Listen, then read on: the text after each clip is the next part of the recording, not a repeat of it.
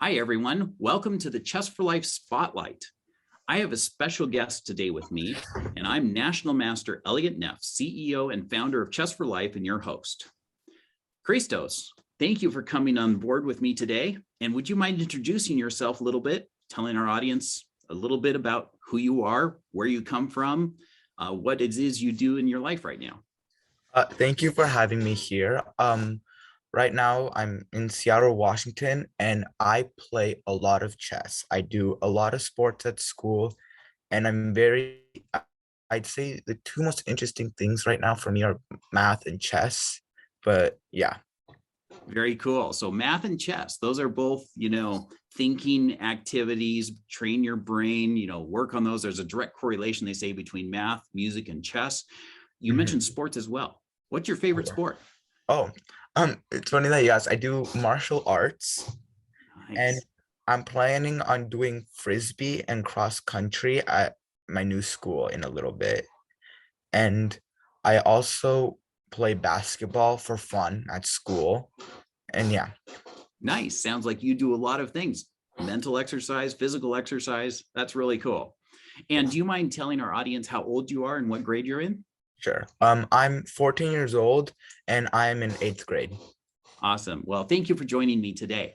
So, as we're talking about this, obviously you have an interest in chess. You came on our show here in order to talk about a few things. So, I'd like to find out, when did you learn how to play chess and Mhm. how far have you progressed in chess? Okay, so I learned how to play chess when I was 6 years old. My dad taught me, and we played together for a really long time. But I didn't start taking the game seriously till I was 9 years old. And because when I was 9 years old, I did my first chess tournament. It was a Chess for Life organized chess tournament, Nice. under 800 section. And I still remember it to this day. I got second place and I was really proud. That's awesome, Christos. And your first tournament, you took second place in your section. That's kind Yeah. of unusual. Would you say that that was just your natural ability, or had you already put some training and practice into it? Honestly, I the I think that might have just been more natural ability. See, I did play with my dad. I Mhm, played like maybe a game or two with him every single day. mhm. So that could have also affected it. But I think for the most part, it might have just been the classes I also took before at Chess for Life. So Yeah, maybe that also played a role in it. But yeah. yeah, awesome. So you put in effort, you had fun. That's really cool. So can you share what is one of like your highlight chess memories? Oh, okay. So sixth grade. I did nationals, and this was during the pandemic, so there were no qualifiers. And I played 7 games, I think, and I got 6.5 out of 7. And I got third place out of all Washington State, and I was Wow. proudest moment, that for sure. Wow, Christos, that is amazing. 6.5 out of 7. You scored an incredible result that year Thank you. during the COVID scenario, right? Oh yeah. So was that playing the tournament online? Yeah, it was online. Yeah. It was a bit difficult because they were using Chess which couldn't support that many people, but it was still very, very fun and yeah, very good Very cool. experience. Well, that's an awesome memory and one you will take, I'm sure, your whole life. So let me ask you this. What benefits or skills do you see that chess helps develop? Because you're doing a lot of activities, you're in school, you're doing well from everything I've heard.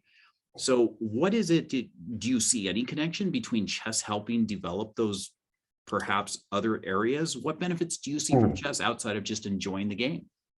Okay, definitely my math because my pattern recognition skills like went way up, Mhm. and that's very important on the SAT. Yeah, And math is one of my strong suits, and I put a lot of that into chess because I feel like it really just helps me out yeah, and it helps me with focus and even just like when you, let's say you have nothing to do, chess is just such a good thing not to waste time. Like instead of scrolling through social media, play a chess game or two, join an online tournament, and you just feel so much better and more productive.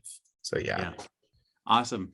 You know, you mentioned that about like playing a tournament, joining this group, you know, playing at chess club, different things. Sometimes chess can, you know, maybe be thinking, hey, this is just myself, you know, maybe I'm a little introverted. How do you see chess affecting social opportunities?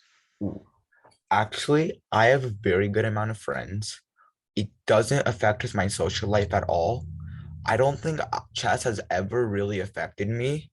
And I do quite a bit of tournaments. I'm actually doing one in like 2 weeks. It's gonna be in Tacoma. Nice. Um, honestly, I wouldn't say chess affects your social life unless you play it a lot and a lot and a lot, and it's the only thing you do. But for 99.9% of chess players, that's not the case. So yeah. Yeah. Okay. Very cool. And I assume you meant by negatively affecting, you haven't seen it negatively affect you, just positively is what you're saying. Yeah. It hasn't affected me like negatively at all. Yeah, awesome. And you alluded to the fact that when you started out, you played in like this low section where you took second place, right? It was Yeah. under the 800. And if somebody Yeah. doesn't know what chess ratings are, you can check out some of our resources that explain what chess ratings are, either through the links below or reach out to us. We've done some articles on, you know, what is a chess rating and how to set goals with chess ratings and things like that. But you were in the under 800. Where are you now in Ooh. your chess ranking? And what do you think was like the biggest breakthrough that helped you get there?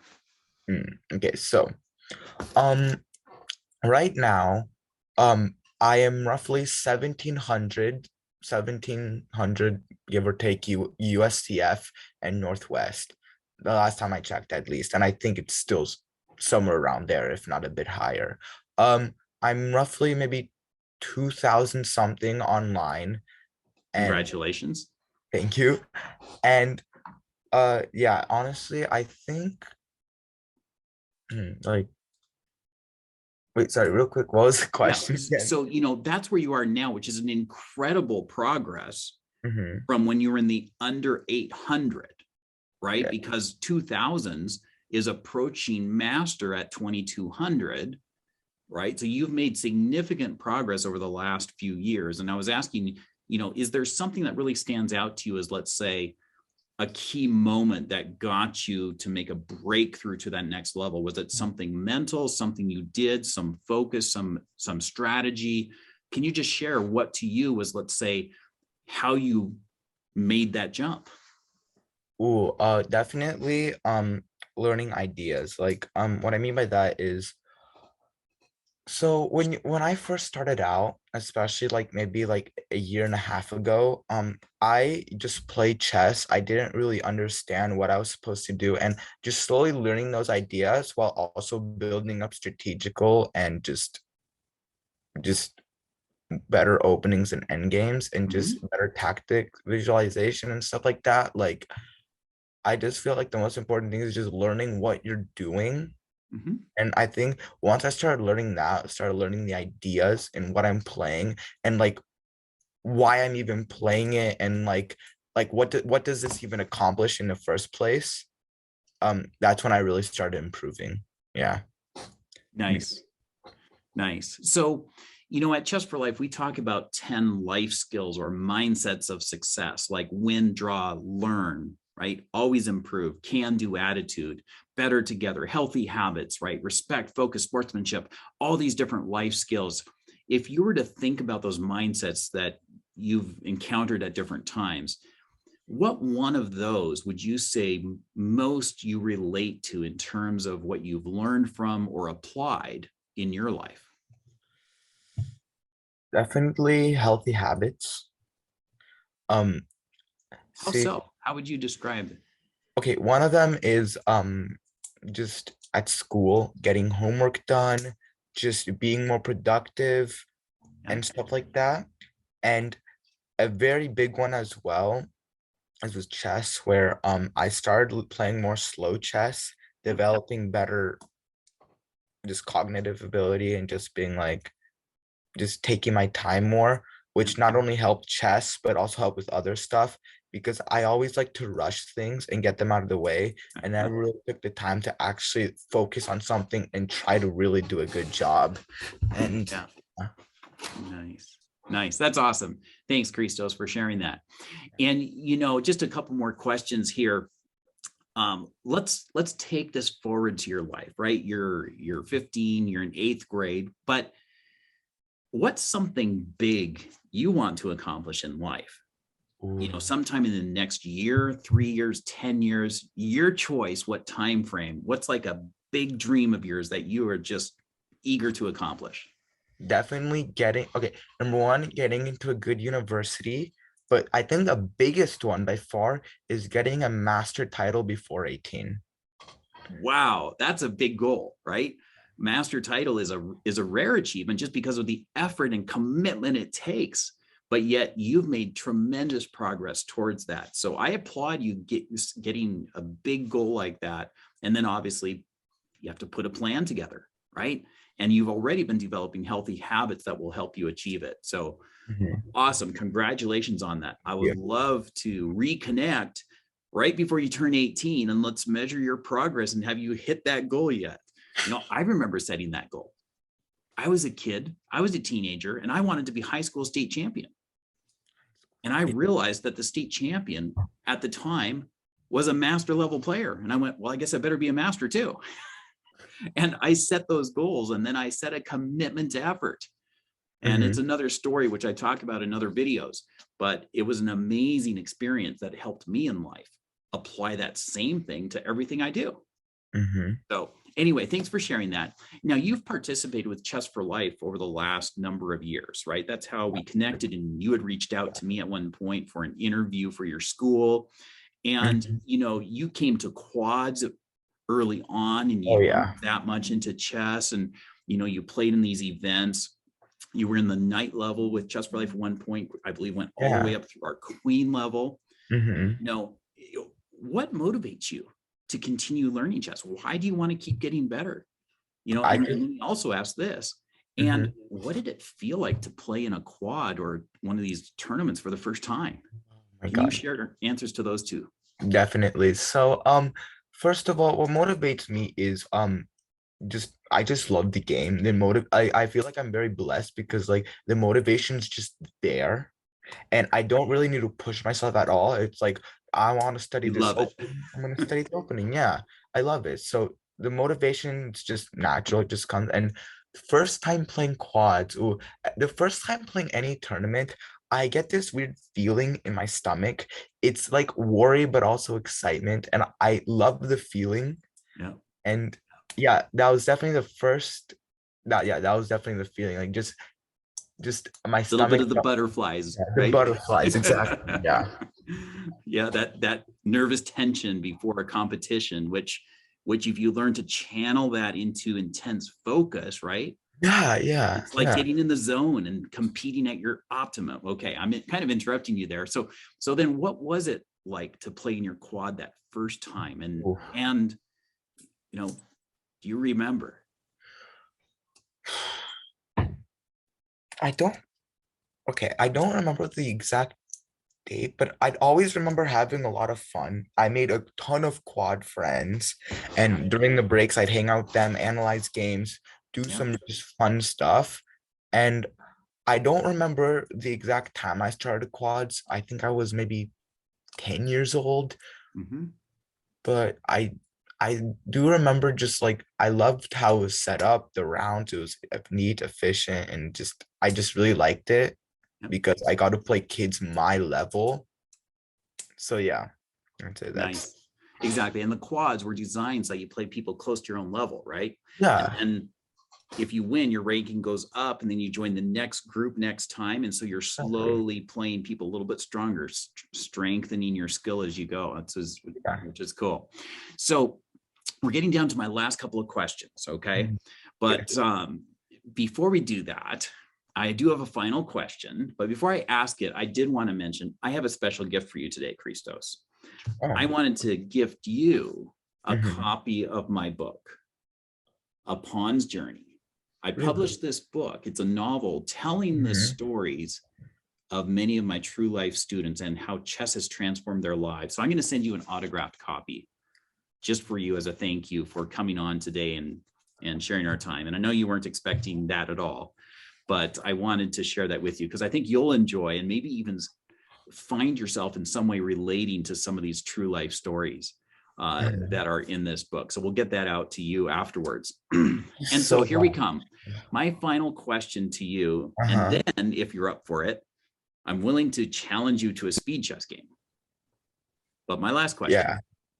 knowing what you know now, what advice would you give to your younger self a few years ago? Mm. Ooh, ooh, okay. Don't beat yourself up over a loss. Definitely that.